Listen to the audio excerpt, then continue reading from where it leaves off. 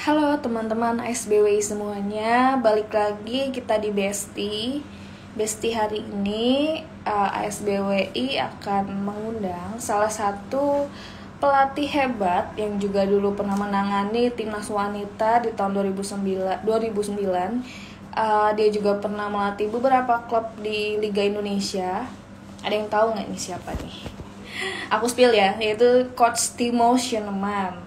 Nah, gimana nih persiapannya buat nanti malam kita nonton Indonesia lawan Thailand nih guys?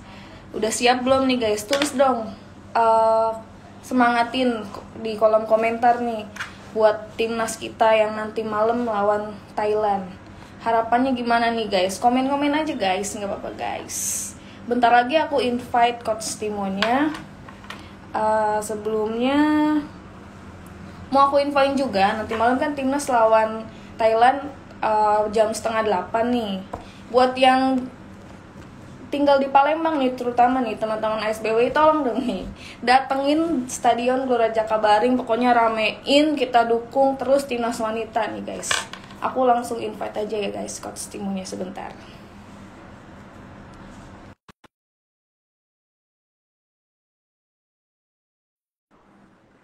Sebentar ya guys, aku invite dulu.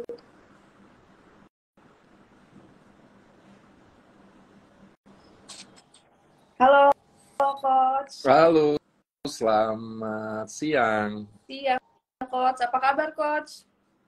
Baik, Kayak lagi sibuk apa nih Coach? ini lagi di Kudus.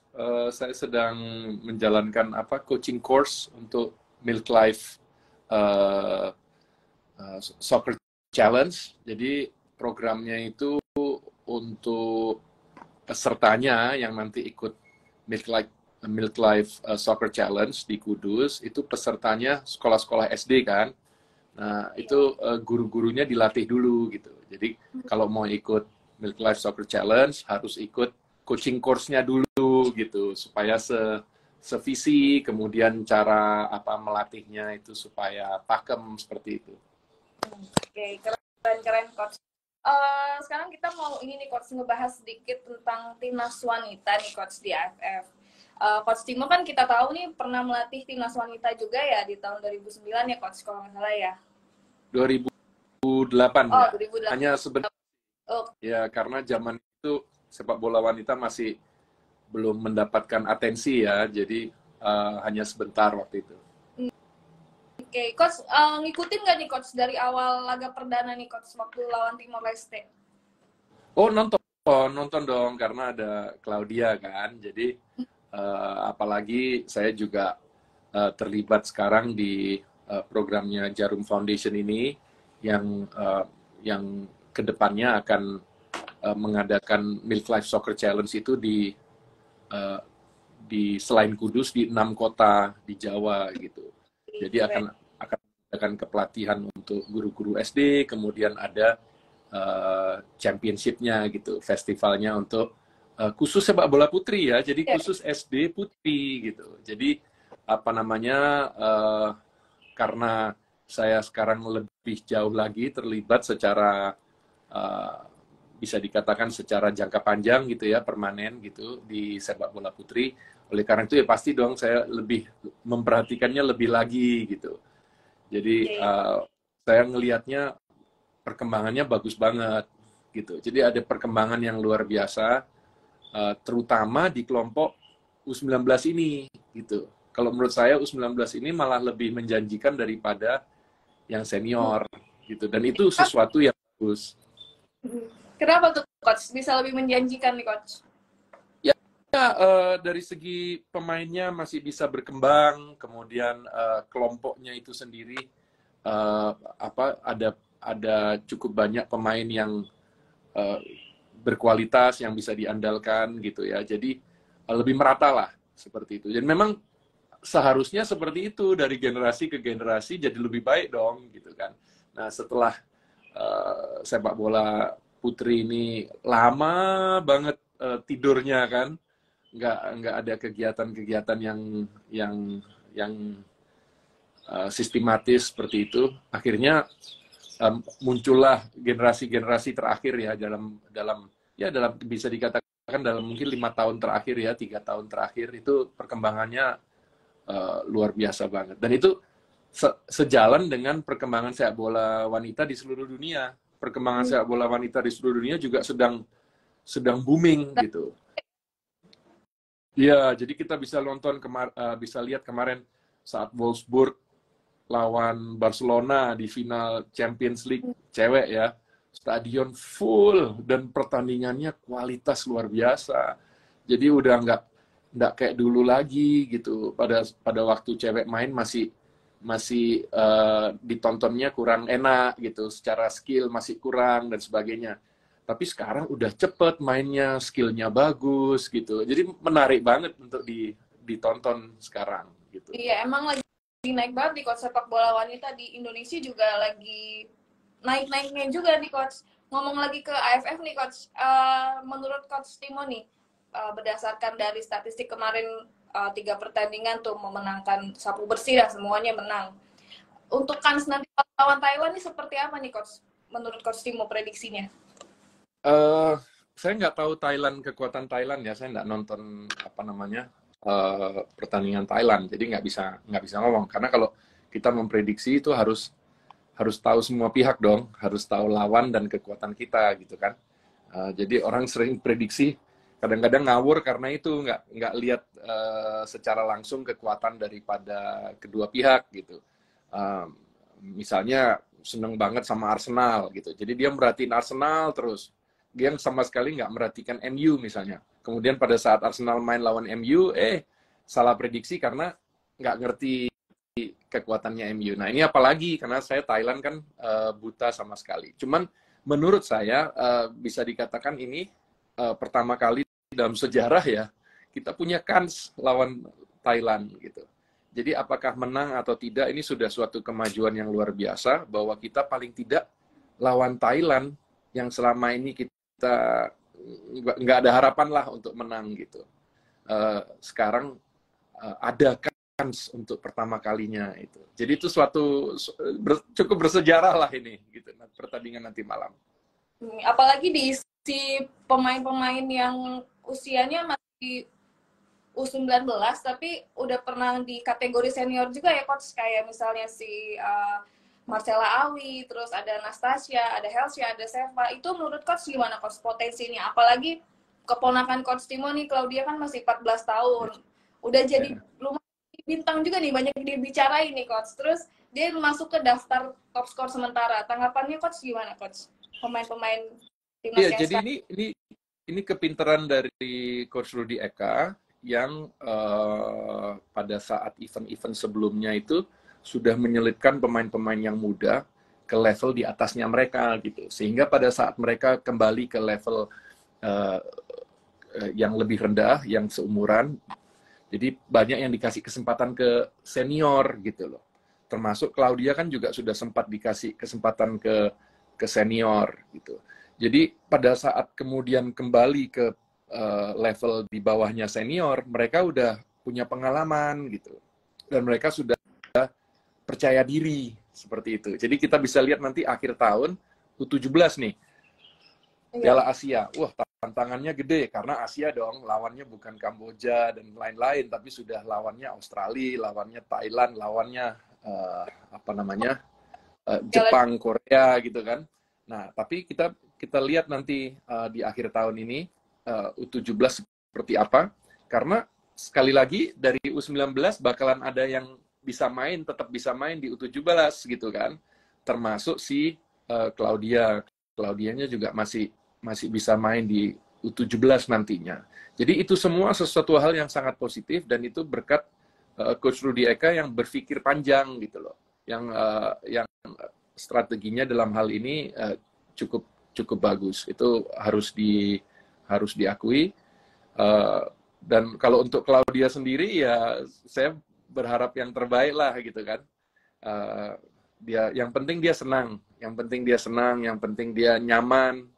Untuk dia juga ini masa adaptasi, karena sebelumnya dia main sama cowok terus. Jadi sekarang dia main sama cewek gitu kan, terus banyak yang umurnya di atas dia, jauh di atas dia gitu kan. Jadi yang penting dia nyaman. Disitulah pentingnya suasana tim ya, yang mendukung gitu. Karena biasanya kalau suasana tim di luar lapangan hijau itu bagus, ada sinergi juga, ada chemistry juga di atas lapangan hijau, seperti itu. Intinya dalam tim tuh kenyamanan nomor satu ya coach, biar di tim tuh sinerginya terus tunggu sebentar coach, maaf coach. Ini ada yang nanya juga tadi dari Aji Nugraha, sebesar apa kan? Ini ada yang nanya juga nih coach dari Aji Nugraha, sebesar apa kan timnas U19 coach meraih juara? Ada yang nanya coach. Ya, itu tadi sudah saya bahas ya. Sudah dibahas. Sudah saya bahas. Nanti kalian nonton lagi aja streamingnya. Oh ya coach, balik lagi ke awal nih coach. Kan tadi coach Timo sempat mention coach Timo lagi fokus di grassroots ya coach, sepak bola putri ya. Iya. Yeah. Nah, menurut coach nih pengembangan sepak bola wanita tuh kenapa idealnya dari grassroots nih coach? Iya, karena belum ada yang main. Ya semuanya itu kan dari fondasinya ya, dari bawah gitu. Sama dengan yang cowok, kalau kita lihat grassroots-nya itu kan main di SD, main di sekolah gitu ya, main di sekolah, main di sama tetangga, main di desa, main di jalan gitu. Itu grassroots yang paling bawah gitu ya. Kemudian yang merasa punya talenta, yang punya minat, mereka naik ke level SSB. Mereka cari dengan sendirinya, mereka akan cari SSB. Di mana sih saya bisa main gitu. Nah, itu di cowok udah jalan tuh, grassroots yang level paling bawah ke grassroots yang level di atasnya, yang SSB. Itu udah jalan, dia naik gitu. Dia naik dengan sendirinya, dia cari SSB banyak gitu. Tinggal dia, orang tua pinter-pinter aja cari SSB-nya yang berkualitas. Dimulai dengan SDM pelatihnya bagus nggak, teman-temannya gimana, karena teman juga saling mempengaruhi kan. Baru dari situ lihat kualitas lapangan, kemudian lihat programnya seperti apa gitu ya, sering bertanding nggak gitu. Jadi pinter-pinter aja pilih SSB. Tapi masalahnya kalau cewek nggak ada gitu loh, nggak SSB-nya jarang banget yang ada ceweknya gitu. Kenapa? Karena jarang banget cewek main di level bawahnya ini, yang di bawahnya SSB, yang grassroots paling bawah gitu. Nah, makanya harapan kita dengan banyaknya midlife soccer challenge di mana-mana, kita bisa membuat base-nya ini jadi gede gitu. Base-nya jadi gede, dengan sendirinya harapan kita kemudian SSB itu jadi punya kelas putri gitu. Oke, mudah-mudahan juga kita bisa bersinergi nih ya coach, dari Milk Life terus ASBWI kan berkolaborasi, karena ASBWI juga punya program festival U12 grassroots coach, di setiap kotanya ada coach gitu. Ya itu nanti soal programnya secara sinerginya seperti apa itu di luar saya ya. Itu saya khusus bagian kepelatihan pelatihnya gitu. Jadi kepelatihan pelatihnya kemudian juga mengawasi talenta gitu. Jadi talent scouting seperti itu. Oke, ngomong-ngomong soal program latihan nih coach, tadi ada yang sempat nanya dari Triko Setiawan, apa latihan yang cocok coach untuk anak-anak umur 9 tahun itu coach? Apa bisa dibantu coach? Ya, jadi dasarnya sepak bola kan sebenarnya teknik ya. Nah, teknik itu datangnya dari kemampuan koordinasi tubuh yang kita kenal dengan motorik, ya kan? Makanya ada yang disebut dengan anak-anak yang punya bakat alami. Maksudnya kalau nyari talenta, oh dia punya motorik bagus gitu. Jadi tinggal diarahkan nih mau kemana, mau ke badminton, mau ke sepak bola dan sebagainya. Jadi awalnya itu bahan bakunya motorik dasar, ya koordinasi. Itu yang nanti tinggal dipoles lagi gitu. Jadi kalau jawabannya pemain itu dilahirkan atau diciptakan, jawabannya dua-duanya, dilahirkan dan diciptakan. Nggak bisa cuma dilahirkan gitu. Semuanya itu harus dipoles. Dari situlah butuh kepelatihan yang bagus, butuh kemauan dari pemainnya itu sendiri, bukan cuma latihan di rumah, bukan cuma latihan di sekolah atau SSB, tapi juga latihan di rumah. Jadi kalau untuk anak umur 9 tahun contohnya, ya harus banyak berlatih di rumah, bukan cuma latihan bersama SSB yang kita tahu cuman ya biasanya 2-3 kali seminggu itu nggak cukup. Karena kalau mau repetisi, mau terjadi banyak repetisi, ya harus latihan sendiri. Karena kita akan jago secara motorik, secara teknik, itu akan jago kalau diulang-ulang sampai ribuan kali gitu. Nah, itu sulit kalau dilakukan bersama tim.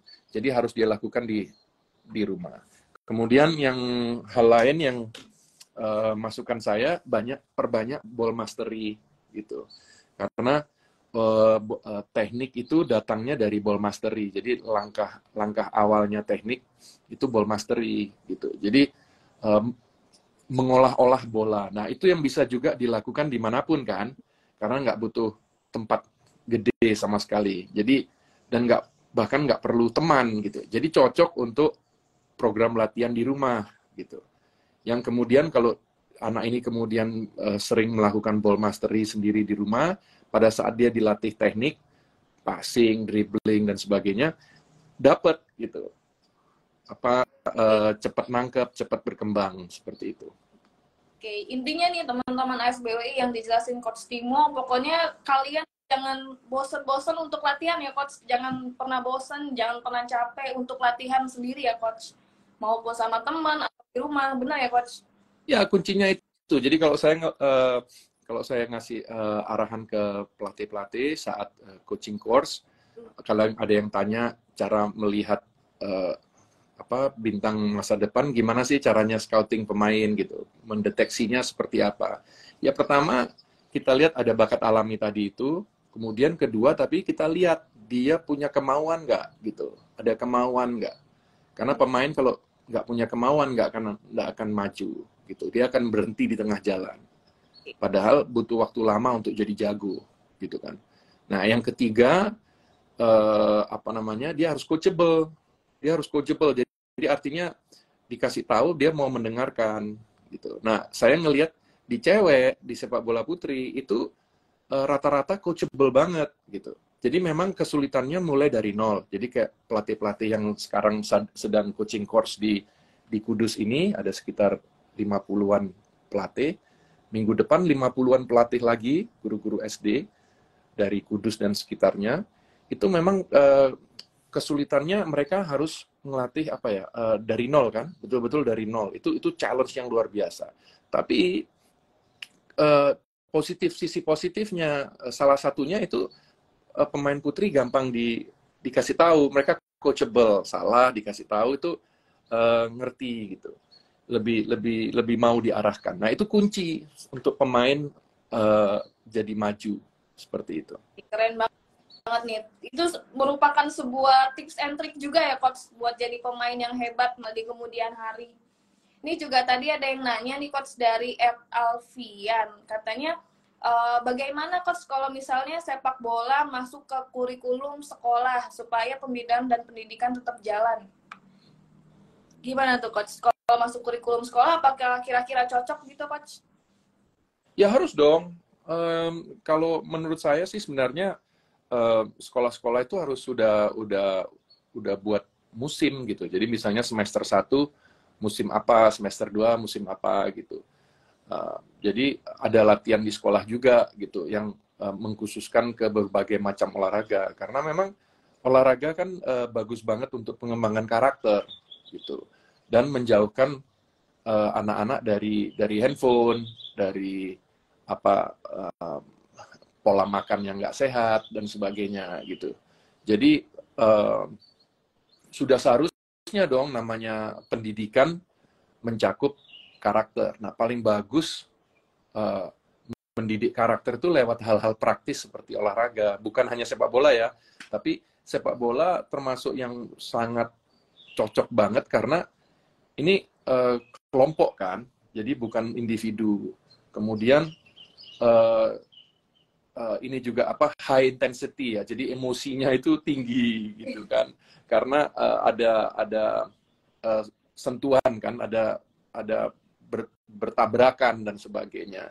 Jadi ada competitionnya gitu kan. Nah itu semua mendukung untuk eh, pemain atau murid untuk belajar menguasai diri, bekerja sama, menjadi pemimpin, kapan dipimpin, harus bagaimana, saat memimpin harus bagaimana, saat kalah bagaimana, boleh sedih tapi tidak berlarut, pick yourself up, ayo bangun lagi, coba lagi, semakin giat, bukan patah arang, karena itu di dalam kehidupan seperti itu, orang nggak akan langsung sukses gitu loh.